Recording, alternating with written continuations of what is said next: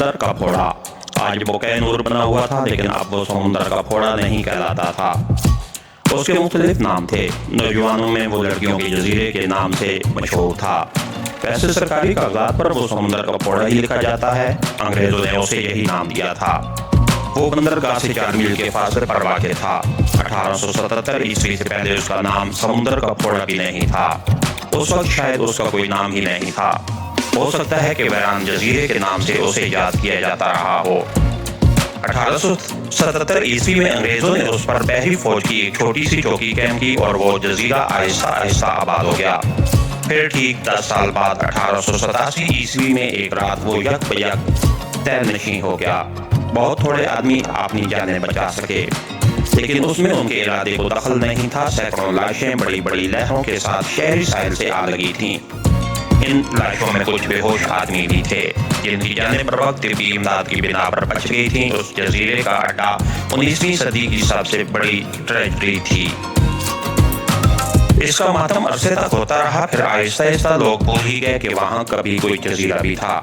1905 ईस्वी में जजीरा फिर समुद्र की सतह पर उभर आया, लेकिन चूंकि उससे बड़ी तल्ख यादें वाबस्ता थीं, इसलिए उसकी तरफ ध्यान तक न दिया गया और वो उसी तरह वीरान पड़ा रहा और सरकारी तौर पर समुंदर के फोड़े के नाम से याद किया जाता रहा।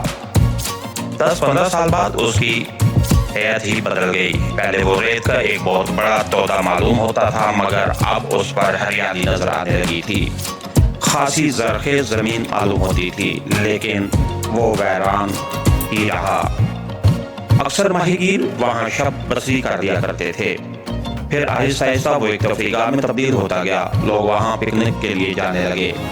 फिर एक बार दूसरी जंग अजीम के दौरान में वहाँ रेड क्रॉस चेरनी फंड के सिलसिले में कुछ तकरीबात मुनक़िद की गई।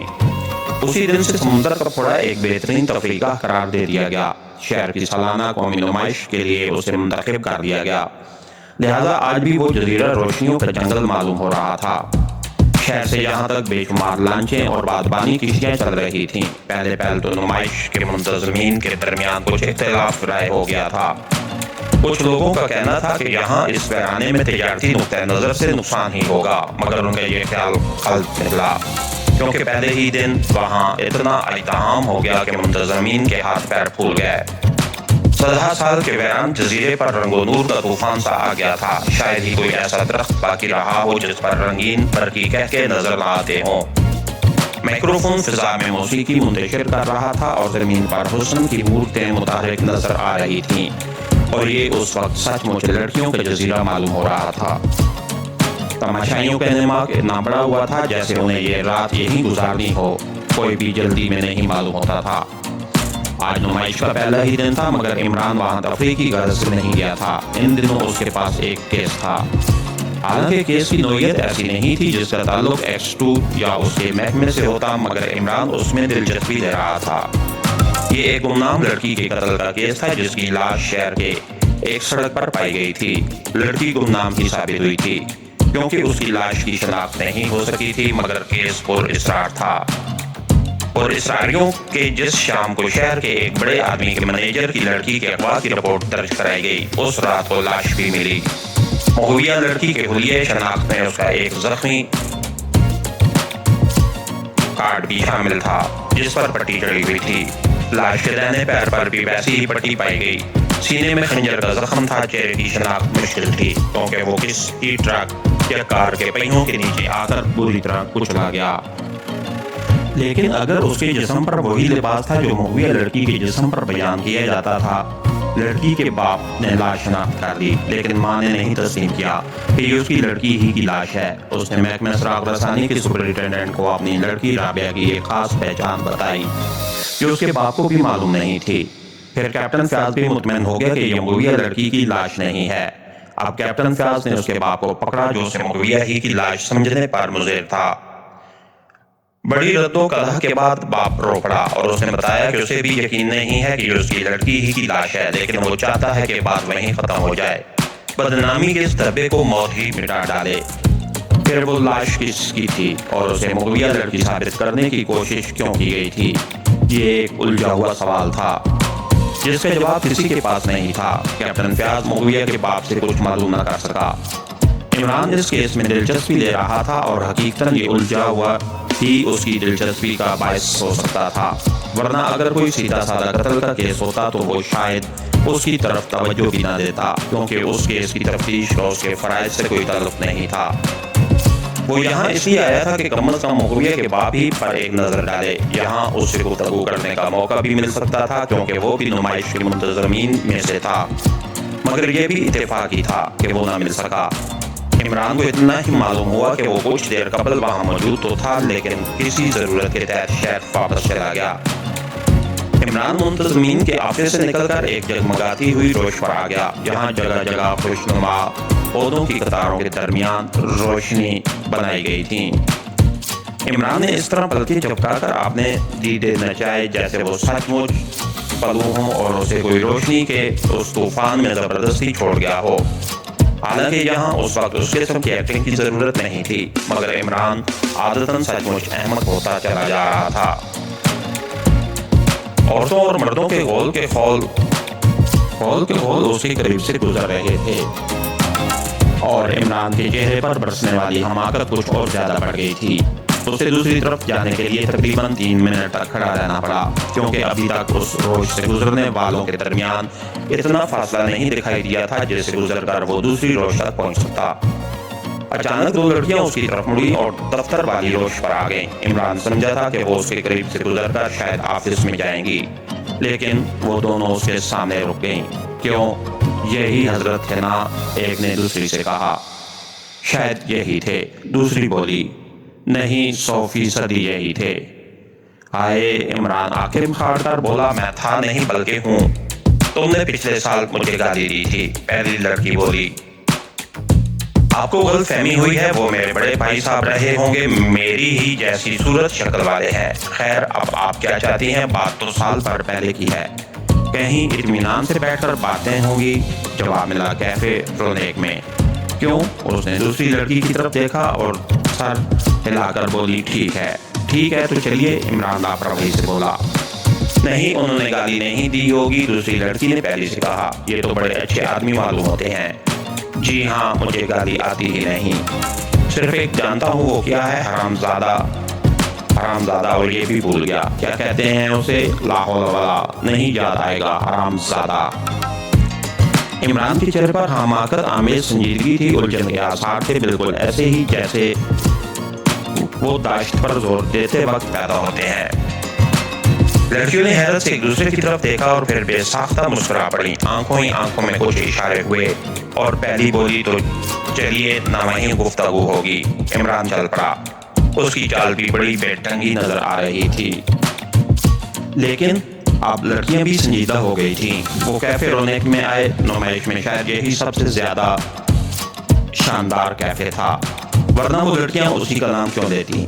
सिर्फ 3 या 4 मेजें खाली थीं। लड़कियों ने एक मेज मुंतखब कर ली। जैसे ही वो बैठे, एक वेटर सर पर मुसल्लत हो गया। क्या लाऊं? वेटर ने झुककर निहायत अदब से पूछा। लड़कियां इमरान की तरफ देखने लगीं और इमरान मुख्ताए हुए लहजे में बोला, 3 गिलास ठंडा पानी। जी साहब, ठंडा पानी? ओह, तो नो। एक लड़की हंसती हुई दोहरी हो गई। गर्ल्ड चिकन 3 प्लेट, 3 बिस्किट और काफी, जाओ। अब इमरान के चेहरे की हमाकत अंगेज संजीदगी में बुखलाहट भी शामिल हो गई थी। क्यों डियर, तुम परेशान क्यों हो? एक लड़की ने इमरान के हाथ पर हाथ रखकर बड़ी मोहब्बत से कहा, और इमरान इस तरह अपना हाथ खींचकर शर्मा गया जैसे किसी कुमारी लड़की से उसके होने वाले शौहर का नाम पूछ लिया गया हो। तो मुझे बड़े अच्छे लगते हो, दूसरी ने झुककर उसकी आंखों में देखते हुए आहिस्ता से कहा। मैं घर जाऊंगा। इमरान पीछे हटने की कोशिश करता हुआ बोला और उसकी कुर्सी उलट गई। वो भी कुर्सी ही पर था, फिर वो क्यों न उल्टता। बतेरे लोग उछलकर खड़े हो गए, कुछ हंसने लगे। दोनों लड़कियां सन्नाटे में आ गईं। जब इमरान पढ़ ही रहा तो वो भी उठकर उसकी तरफ झपटी। इमरान आंखें बंद किए गहरी गहरी सांसें ले रहा था। अनवर भाई, एक लड़की ने इमरान को झंझोड़कर हाँक लगाई। इमरान के कानों में भी हरकत ना हुई। क्या हुआ? किसी ने पूछा। बेहोश हो गए हैं, दूसरी लड़की ने घबराए हुए लहजे में कहा। पहली लड़की इमरान के कोट के बटन खोलने लगी और इमरान ने महसूस किया कि उसका पर्स अंदरूनी जेब से ऊपर की तरफ खिसक रहा है। लेकिन वो दुम मारे पड़ा ही रहा। पर्स उसी लड़की ने उसकी जेब से खिसकाया था जिसने रोज पर उसे छेड़ा था। इमरान ने उसे भी महसूस कर दिया क्योंकि वो ही उसके कपड़ों को छेड़ रही थी, मगर अब भी उसी तरह पड़े रहना दानिशमंदी से पई था। इमरान को होश आ गया। वो 2-3 बार हौले हौले कराहा, फिर उठ बैठा। उसके गिर्द काफी भीड़ इकट्ठा हो गई थी। लोग बेहोशी की वजह पूछने लगे और इमरान किसी घबराए हुए बच्चे की तरह हाथ उठाकर बोला, बाहर। लड़कियों ने उसके दोनों बाजू पकड़ते हुए कहा, चलें चलिए। इमरान लड़खड़ाता हुआ बाहर आया। उसके पीछे शोर हो रहा था, लोग हंस रहे थे, कहके लगा रहे थे। कभी कभी कोई फिक्र भी कसते था। बहरहाल लोगों का ख्याल था कि वो बने हुए हैं। आपको क्या हो गया था? एक लड़की ने पूछा। पता नहीं, मैं नहीं जानता, मुझे घर पहुंचा दीजिए। इमरान को आया। क्यों? अब घर भी पहुंचा दें? वाह, ये एक ही रही।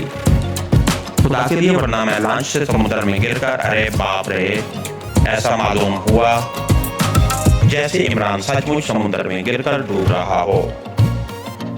वो दोनों बेतहाशा हंसने लगी। उनमें एक जिसने पर्स उड़ाया था खिसक जाने का मौका ढूंढ रही थी।